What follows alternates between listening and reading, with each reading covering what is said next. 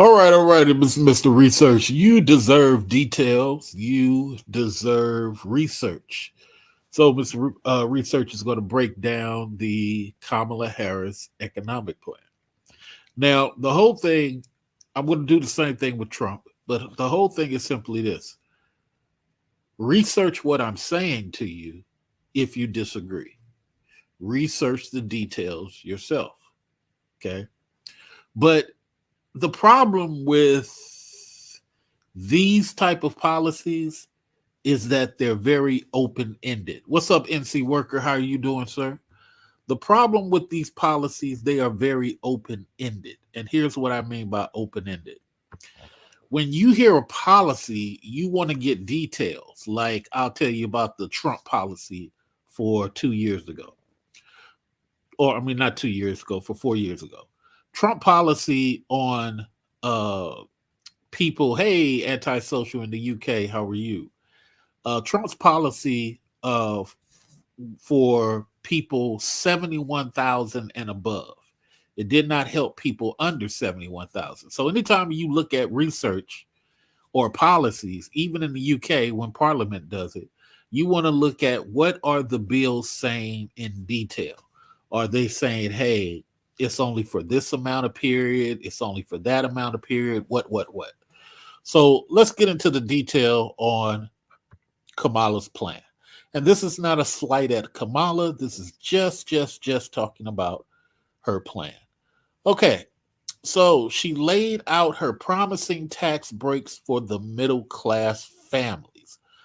So that is very understanding to know what is middle class now. Is it people above 50K or is it people above 70K?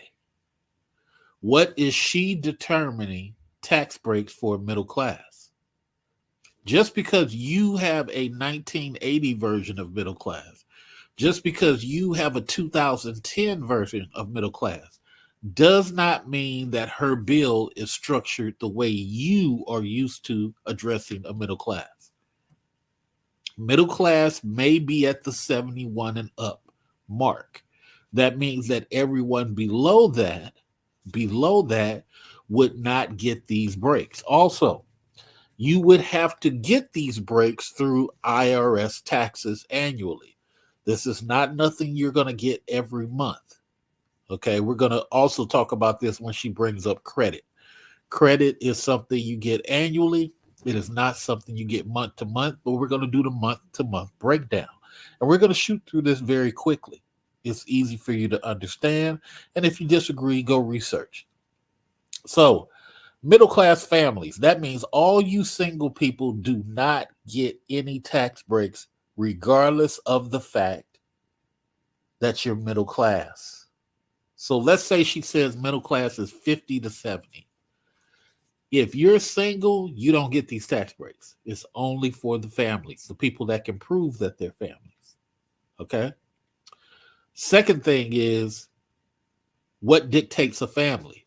If you're a person paying for your child lives with the other spouse, you will not get these tax breaks. It is only for the custodial people who can claim that they are a family. If you're a woman and the children live with the dad is going to get these tax breaks if he's in with those parameters of what she's going to consider as middle class. Now, the question you got to ask on this is, when do these tax breaks start? Will they start immediate first year, or will she wait till her third year to implement the tax breaks? You need to know this when you're considering whether she's giving you the tax break. Because the way liberals do a lot of stuff, Republicans do it too, but liberals do it really in everything in the third year. Second year, maybe. Obama's the only one who tried to do stuff in the first year. Republicans do stuff in the first year, but a lot of liberals wait till the third year. So you don't know when these tax breaks are going to hit. Okay? Trump's tax breaks didn't hit until the second year. They didn't hit the first year. So these are things you got to understand. Also, crack down on companies Which type of companies? We just saw that Apple and Google are forced to pay $500 billion in back taxes that they've been skipping on. I tell all you guys, tech does not like to pay its taxes. Tech is the number one enemy of not paying taxes. Yet they sit up here and manipulate all you guys into helping them. No, let them pay their taxes. One of the reasons Facebook went into the cloud so it wouldn't have to pay taxes had nothing to do with helping you, had nothing to do with inventing something great. It didn't want to pay those taxes. So crack down on companies raising rent and grocery prices. So raising rent is you can't judge rent based on anything that federal does. That's just a fantasy. Everything that happens rent-wise happens at the county level. And it happens at the industry level with those people who are selling homes. So it's not nothing the federal can really do. That's kind of like a falsity even to mention the raising rent situation, because that's something you can't police at a federal level. Would have to be a county level or maybe a city level. Grocery prices have to do with NAFTA. Nobody likes to admit it, but NAFTA has manipulated everything, and grocery prices has a lot to do with how tariffs are applied. If we went back to how everything was, where the food here was the primary and the less tax, if this stuff is easy to fix. All you got to do is not really tax the American grower. The American grower should only be getting taxed at 3%, 5%. If you tax the American grower at 3%, 5%, then within a year and a half, America would boom in productivity. And by the fourth or sixth year, they would be dominating the food market by having just food inside of America. Having food outside of America is like the dumbest thing, because it's just cheap, unregulated food. That's why you had the problem with rice being found out to be rubber in some of these areas where it wasn't even real. Shout out to Hosanna. Hosanna said, good day. I will not vote for her. Well, it's not about whether you vote for her or not. I want you to hear the details. I want you to hear the details of what she's presenting. So let's go into some more, okay? So Harris proposes expanded policies of President Biden. What are those policies? What is the detail? Just saying that she's going to expand those policies, that's not really giving you detail. And again, we're going to go into Trump stuff too, but on a different video. Harris's agenda contrasts her opponent. Not so much. They both have a little bit of the same. Let's go into her expanding tax credit.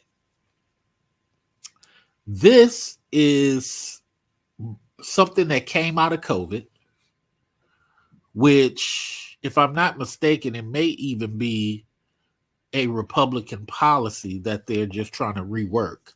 But it's a temporary tax credit. It is not every year. Get that through your head. This is a temporary tax credit. At no point in time has she promised that you're going to get this every year. For all people who say, hey, tax credit for children, that's important, there's nothing that says you get this every year, because what she's quoting it on is a temporary COVID credit that was given out, and it's still going to be temporary. It's not like she's going to make it permanent. And then once again, what year is she going to apply it? Is she going to apply it the second year, the third year? Is she going to wait until the fourth year? This is important for you to know. And then when does it cap? Does it cap after 2 years? Does it cap after the fourth year? Is she's going to do it on an executive level? How is that going to happen? There's no detail on that. So right now, these things are just claims. She needs to talk about the detail and how that's going to happen so you can pin her down on it. What you don't want to do is what happened with Joe Biden, where Joe Biden really didn't start doing anything until his third year. Yes, he did stuff the first his first year, second half of his first year. He didn't really do too much on his second, and then by his third, the middle of his third, then he started making some things happen. So let's go to this other thing. So housing. So this is really a kind of a bait and switch thing. So what they're trying to suggest is that you're gonna benefit from getting 10,000 as a first time home buyer. For all you people who are not first time, this does not apply to you. So don't be thinking, oh, it's gonna be good for homes. No. Unless she's gonna put some verbiage in there that says, hey, homeless people who've never had a home before, or homeless people who have had a home before, we're going to put you in the first time category, then yeah, that would apply. But if these homeowners used to have a home and it's been documented, they would not technically apply to this. They would not benefit from this technically. They can apply, but they wouldn't technically benefit from it. So what she's saying is up to $10,000. Okay. Biden pushed for 25, they claim, but I know it's up to 10 G's. So you'll get 10 G's on the money that you put down as some type of credit, but it is a credit for the end of the year. It's not the money you're going to get when you put the money up front. Please understand that. And then on top of that, the 10 G's is the equivalent of you just getting a second job. I think you're going to do maybe somewhere between 600 and maybe 700 per month to come up with that money. So I don't know if that's something you want to give a person a presidency over, just because they giving you end of the year money, which comes out to 10 G's. But hey, it is what it is. So that's the homeowners thing. Does not apply to most of you guys. Most of you guys, 75% of you guys are not going to benefit from her policies. So the child tax credit, I just talked about that. The $3,600 per year. So she claims it's they claim it's per year, but she hasn't speculated that's going to be per year, because there's two things with child tax credit. There's the newborn, and then there's the tax credit for the middle class child. But again, what classifies as the middle class child? Because if the middle class child gets it, the low class child does not get it, and the upper class child does not get it. So what does that come to? And even if you did the newborn, which is for 1 year only, it doesn't go into the second year or the third year or the fourth year. That's an equivalent of what, $166 a month that you can get out on your own anyway. But hey, it is what it is. I just want to bring you the details on it. Affordable housing, $20 billion for local construction. But what does that really mean? That means she's going to help the people build it, but they still can jack up whatever price they want on it. It isn't like that tax money of $20 billion comes with restraints. It isn't like the tax money says, hey, look, if you take this $20 billion, 40% of these homes need to be for people who are in the lower class. They need to have access to it. You don't have any detail giving you that. She's just saying she's going to give $20 billion of FICA money. I like saying FICA money to construction companies. But that just helps the construction companies build. Some of those buildings turn into ghettos 20 years later. So who does it benefit? There needs to be more detailed on it. So let's get into some more. I talked about the housing thing. So let's go some more into the housing. High cost of housing. You cannot do anything with that because it is a cultural, pricing is a cultural thing within that industry. It is the same way saying that if I have a company of hotels and I'm charging X amount for this hotel, that's way and above everybody else. And then everybody else start charging that price. And now 5 years later, everybody's charging $600 for a room. The culture dictates whether that's going to be sustainable. The culture of hotel customers dictates that. The culture of buyers dictates that. The culture of renters dictate that. And nothing you can do with the housing to impact that. But she has something called how can I put it? She has this thing for housing that, like I said, goes toward the companies. And she's speculating that if she gives the companies this money, they will be honest with the pricing. It doesn't work like that. You're going to have to put some restraints in the bill to say, hey, it got to be like this. Corporate crackdowns. Let me look and see what you guys are saying.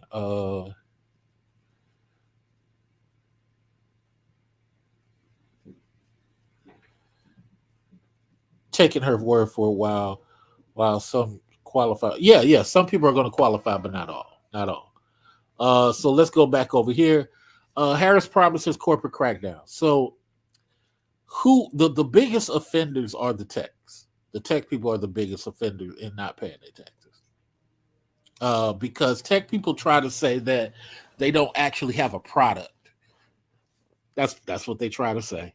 They don't actually have a product. And when they do get caught like that, Pixar got caught also. When they do get caught like that, people run the numbers and say, well, you've taken advantage of your buildings being in these places where cities are. And traffic, using the toilet is a big tax thing. People don't like to admit that, hey, look, you got a company and you got 500 employees over there. They're all taking a crap in that toilet. And taxpayers have to pay for all that. So if you're skipping on it, or if you're a housing project with 100 floors and you're skipping on paying, and a lot of housing projects do skip out, then that's money that's not recouped. You know, you owe X amount of millions of dollars because you're trying to skip past. So who is she cracking down on? She has to be able to state that with detail and not just say she's cracking down on it. So how is she going to fund the plan? So she said it's going to be a corporate tax of 28%. Okay. We already have a problem collecting tax from the tech companies. So how is that 28% going to be enforced? And to what degree are we going to enforce those taxes? Because just to say that I'm going to tax corp people, well, we got people who are actually dodging. Wall Street, anytime they can't do nothing, what do they get? Taxpayers to pay their bill, and they still get their bonuses. So what is the corporate tax? Where? How? I need some detail, and not just saying that that's what you're going to do. Let's see. Let's go to another point of reference.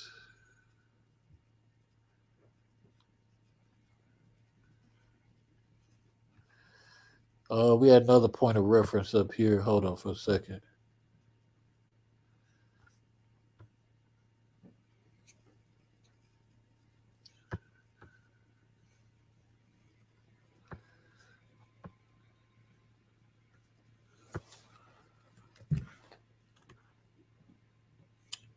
All right. So we go to this other one. Oh, it's similar to the same. So that wraps up that.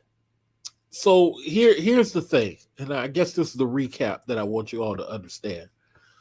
When it comes to doing these things, she has to provide more detail on how she's going to get that done. Like I told somebody earlier, there's two type of voters. There's the people who are really into policy, like I am, and we're researching detail. And then there's people who get entertained by stuff people say. Hey, Hosanna is leading expert in, and Hosanna has been around for.